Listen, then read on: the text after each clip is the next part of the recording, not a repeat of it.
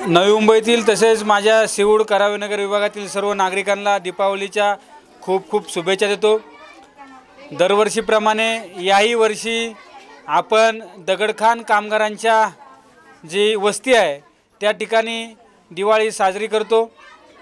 भारतीय जनता पार्टीच्या वतीने राज्यभर पालावर जाऊन वस्त्यामध्ये तांड्यांमध्ये दिवाळी साजरी करण्याचा कार्यक्रम राज्यभर सुरू आहे। त्या अनुषंगाने या नवी मुंबई शहरामध्ये हे जे तांडे आहेत खऱ्या अर्थानं हे दगडखान कामगाराचे जे दुर्लक्षित आहेत जी वस्ती आहे त्या ठिकाणी आमचा हा उपक्रम गेली अनेक वर्षे सुरू आहे।